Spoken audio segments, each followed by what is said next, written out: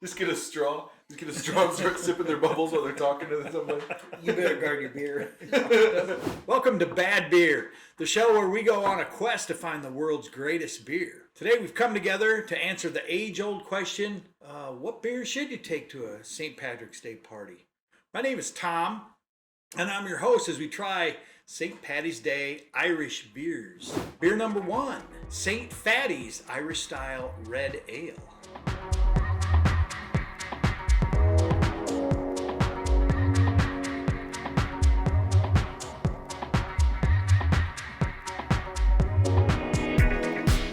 Say St. Patty's or St. Fatty's? Fatty's. Fatty's. Fatty's. Right. Interesting. We'll be giving our opinions on flavor, mouthfeel, head, and aftertaste, and rating the beers on a scale of 1 to 10, 1 being absolute dog water, and 10 being nectar from heaven. Feel free to agree or disagree with us in the comments below. Wow. Sweet smelling. It's nice and... Is it slightly hazy, guys? You know, it might There be. is some haze there, fellows. Red amber color. Toasty. Wow. It smells sweet to me. Mm-hmm. Doesn't taste as sweet as it smells. It's definitely got some sweetness. A lot of grain flavors. I was gonna say this is much more grain heavy than Yeah. more so than like something that would be made with more hops. Mm-hmm. It's grain forward. It tastes a little like a whiskey brewer got a hold of a beer recipe and tried to make it. There's nothing offensive in here Mm-mm. that's gonna assault your palate. No. It's pretty easy drinking. It reminds me of the thinness and just lightness of a Pilsner, but with a lot more grain, a lot more flavor there. Yep. Is this something you guys would order on a St. Paddy's Day? I think that's very nice. I don't know yet. Hard to say. I think I'd like to try a few more. So now it's time to rate. Let's start right down there with Josiah. It's pretty difficult because this is the first one, but I'll give it a shot. I'm gonna give this baby, because it's the first one we tasted, kind of a 6.5. I don't mind this beer. So far, I don't particularly think I crave it. I might back that down to like a 5.5 in order for it to feel fair to me.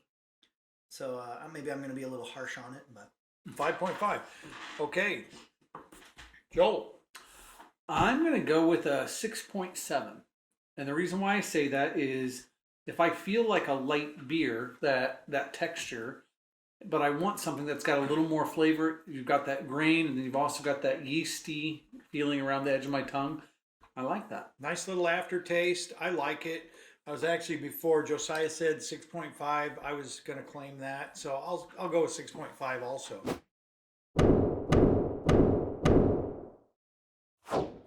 Beer number 2, Harp Lager.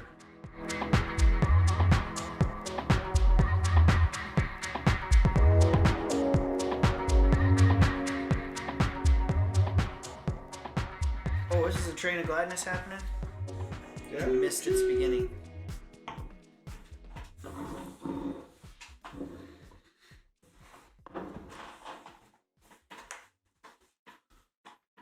That's very clear. Who brews Harp? Now stay tuned for a commercial break.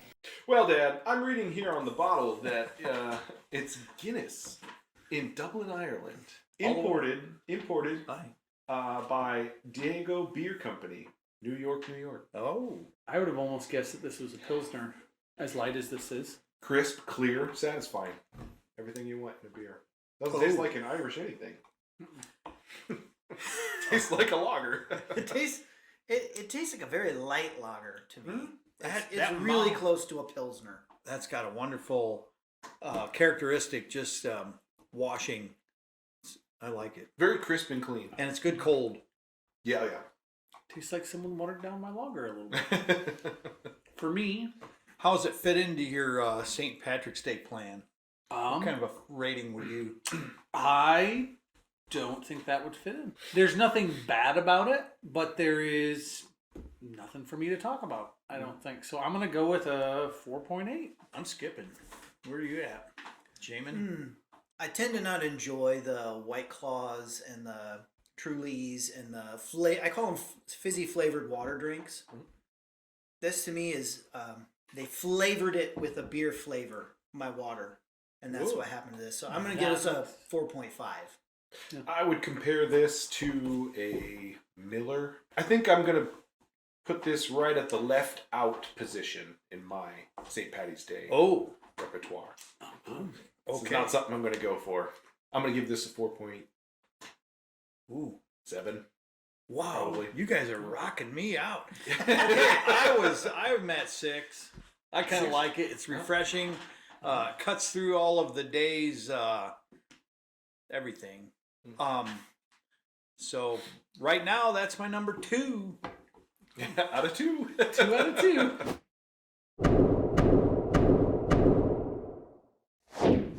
Let's take a moment to appreciate this week's beer companion.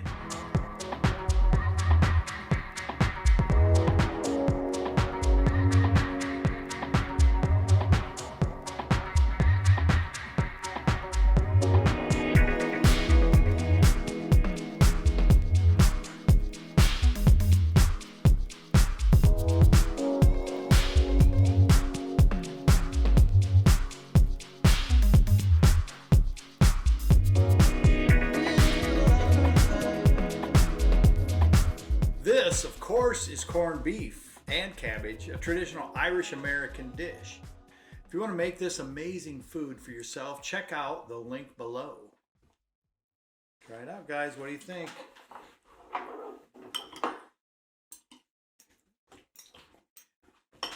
Wow. Amazing flavor. This just feels warm and homey. Feels like we need to light the fire. Let's do it. Well, let's try them together with the beer.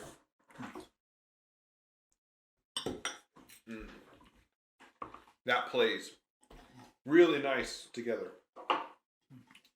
The saltiness of the corned beef and cabbage makes the beer much tastier. On a scale from 1 to 57, where would you put this? This time of year, especially when you're ready for warm, but then you get a little chilly and you want a little nice earthy. Okay. I'm gonna go with a 42. Jamin. Aha! As I said, this is one of my favorite meals. I'm going to stick this at a 50. Josiah. I loved it. Really well seasoned. I've had corned beef and cabbage quite a few times, and this is tip top. I'm going to give it a 51. I'm in there at 51.1. I like it. Beer number 3, George Killian's Irish Red.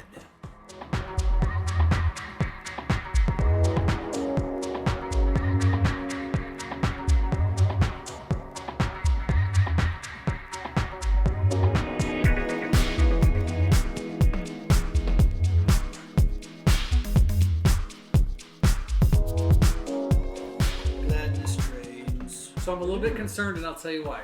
So Killian's Irish Red, I've got a little bit of an affinity for it from before. It's origin story time. Because this is the first beer I ever cooked with.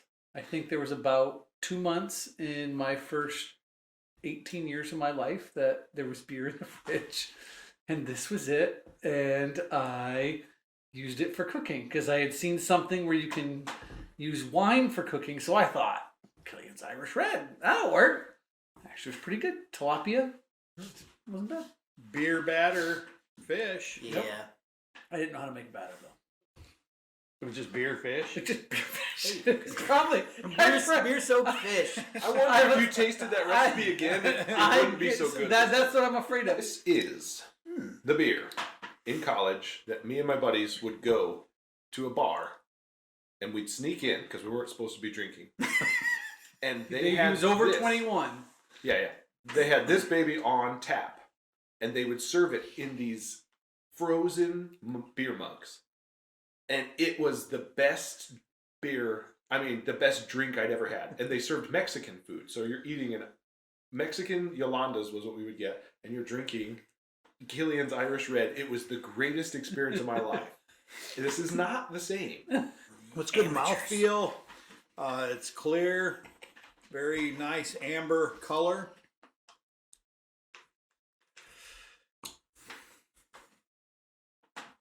What are you trying to say? Wow. Okay, I don't want to say too much, but What? It's got more bitter. It's got more bitter than the other ones. a little, a hint. No. It's got more flavors. I can certainly taste the roasted grain. We like to say bread a lot, and so it's a style of bread, maybe more like a sourdough. Yeah. Where you at? I'm gonna go with a 6.4.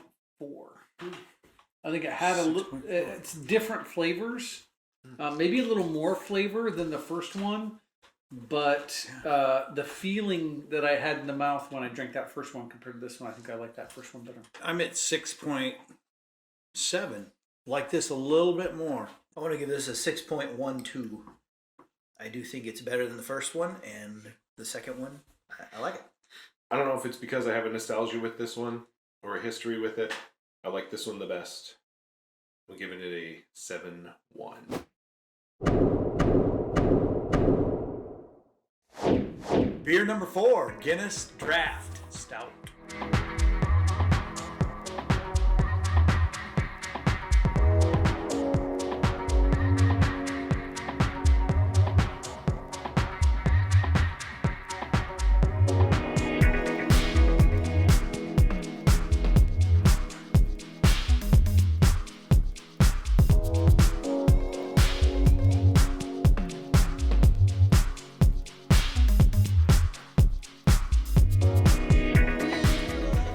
Let's get this going. I want to taste that. give me the train. That milky head.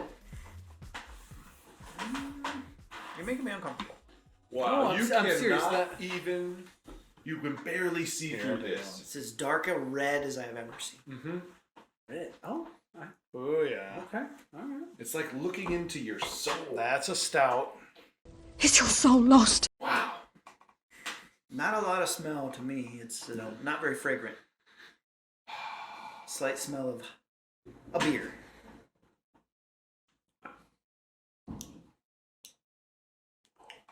The bubbles are so small, you don't even feel them on your tongue.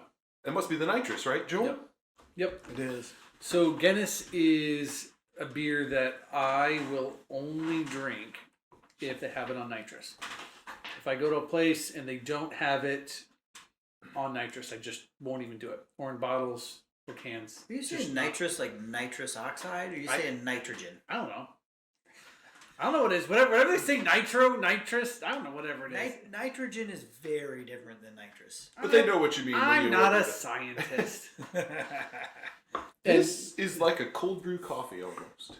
Yes. It's got the coffee flavor. Mm-hmm. But it doesn't come through until kind of the end. It's light. Less flavor than I was really expecting.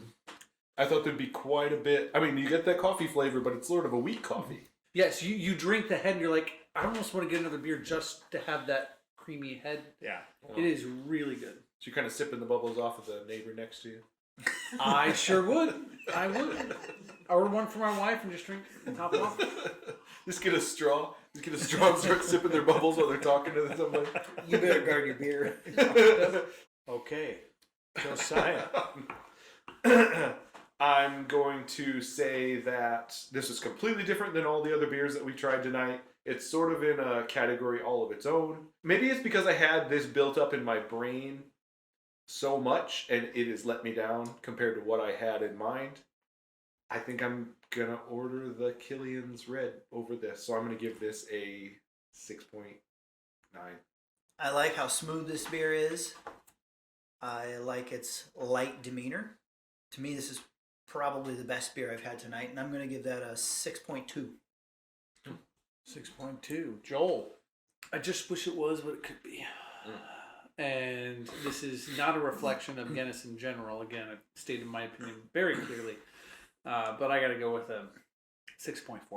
I'm a bit like that also. I've had it on tap in the past. I really like it that way. Tonight, I'm probably in here at a 6.1.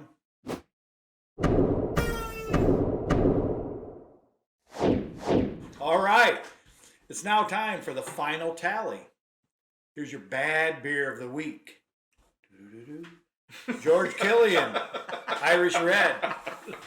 You're going to find out about it. And now we must give the Bad Beer Award for mediocrity. That goes to this week, Harp. When comparing these four, didn't quite make the cut today.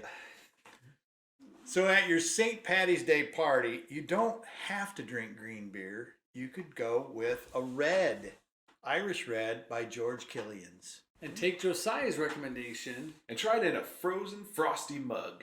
You'll thank me later.